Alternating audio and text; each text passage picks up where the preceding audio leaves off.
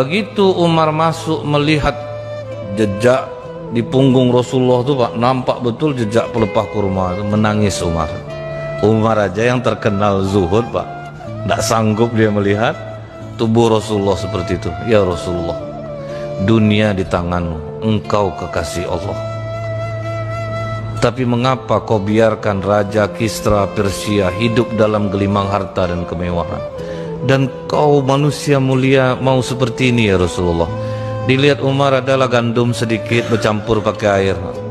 Jadi makan Rasulullah tuh hari-hari bu, roti jumaud. Kita nggak akan sanggup makan roti jumaud, roti kasar tuh Pak. Ibaratnya kalau di Holland sering dulu kalau orang nunggu-nunggu tuh Pak, sisa roti yang keras-keras tuh Pak, itu tuh jumaud, keras. Itu yang dimakan Rasulullah.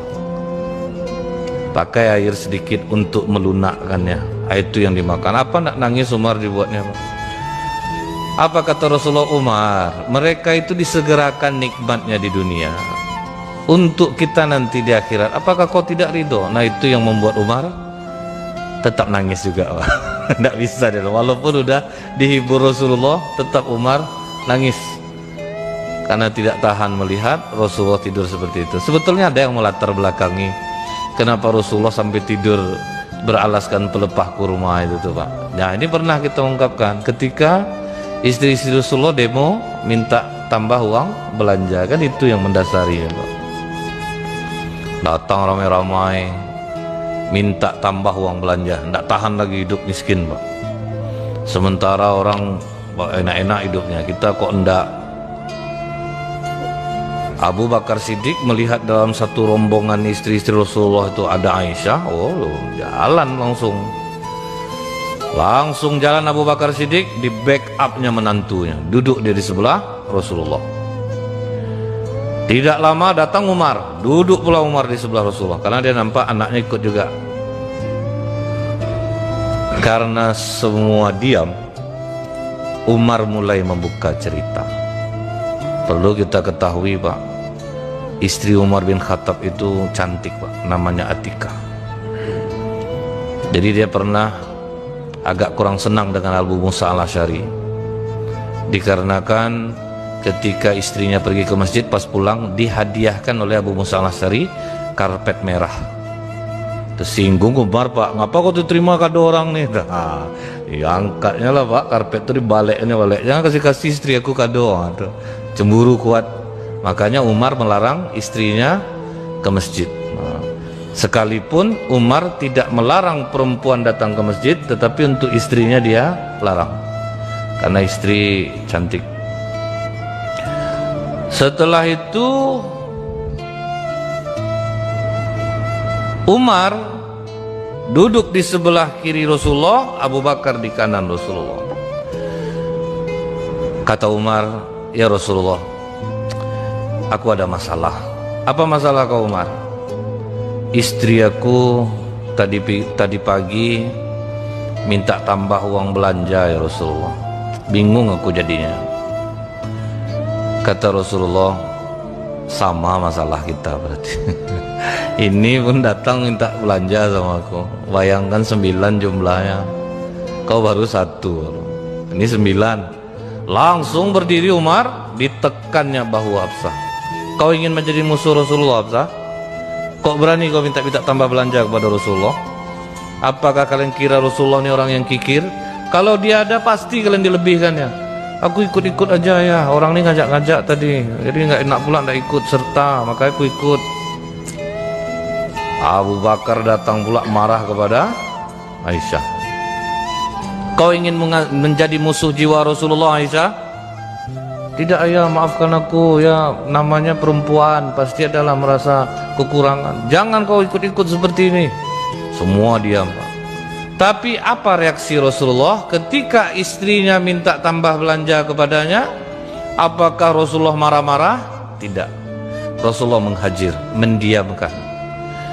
Berapa lama Rasulullah diam? Ya enggak sebentar Pak, 50 hari Pak. Jadi kalau yang ini jangan Bapak amalkan Pak, mohon saya, nanti Bapak tinggalkanlah istri Bapak 50 hari nanti. Gara-gara di sini, ini hanya untuk Rasulullah.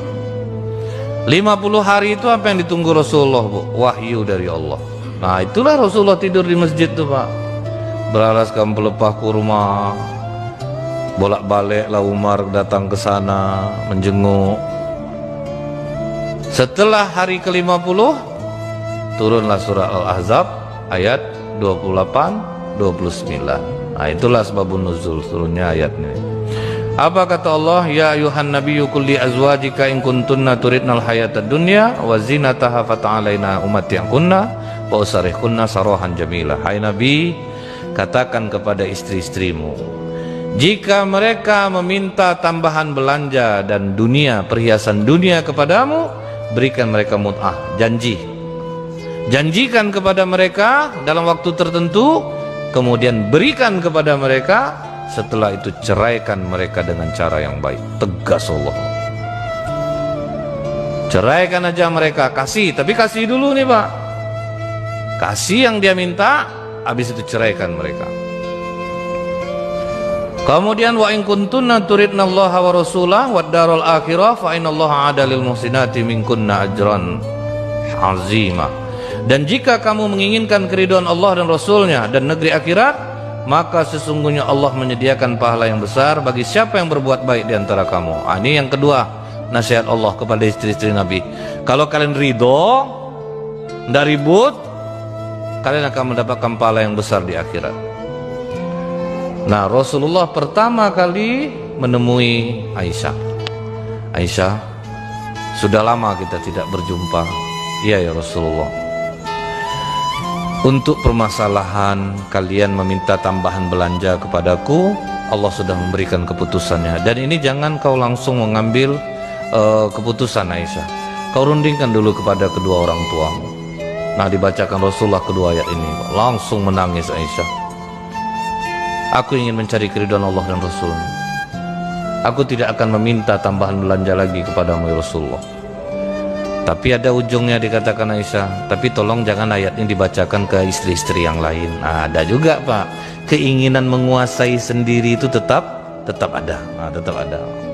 Malah Rasulullah, aku ini diutus sebagai guru bagi kalian, bukan untuk memberatkan.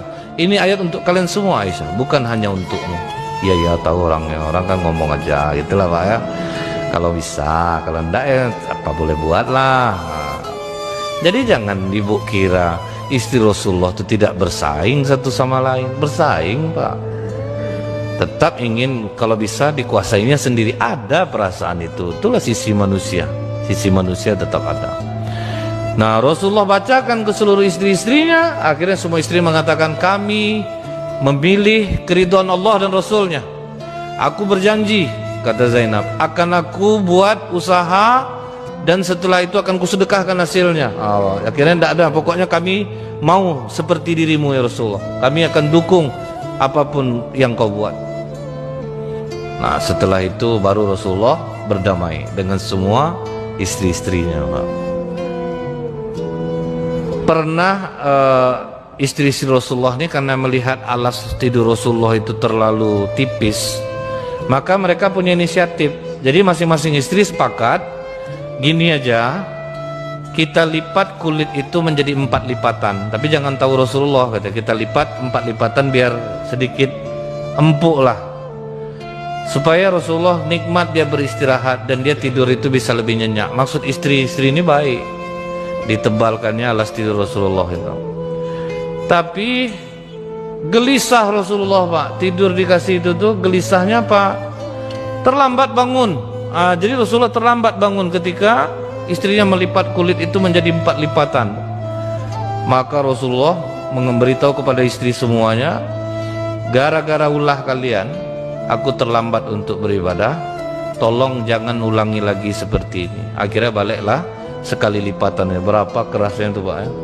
Tidur setiap malam seperti itu yang membuat Rasulullah bersemangat untuk beribadah, karena pasti mata tidak akan nyenyak tidur. Kemudian Pak, ada seorang wanita Ansor, dia berkunjung ke rumah Aisyah. Pas dia melihat alas tidur Rasulullah keras, dirasanya Pak, keras. Maka dia pulang ke rumahnya dan dia buatkanlah Pak alas tidur dari wol supaya empuk. Dari wol dibuat supaya empuk. Begitu terlihat oleh Nabi, kata Nabi, ini terlalu mewah. Cuman itu aja Pak, terlalu mewah bagi Nabi. Ini terlalu mewah. Dan Nabi agak tegas dalam hal ini. Tolong kembalikan lagi ke orangnya. Kalau kita akan segan, kita janganlah kita apalagi biar aja, kasih aja lah ke orang. Rasulullah enggak Pak. Kalau untuk itu tegas dia. Balikkan balik Aisyah. Pergi balik, antarkan ke orang yang ngasih tadi. Ini terlalu mewah bagiku. Enggak mau Rasulullah. Tidur empuk. Kemudian Pak, apa doa yang sering dibaca Rasulullah? Ya Allah, jadikanlah rezeki keluarga Muhammad hanya untuk mencukupi kebutuhan. Pokoknya tercukup aja kebutuhan, itu aja lah jadikan rezeki keluarga kami.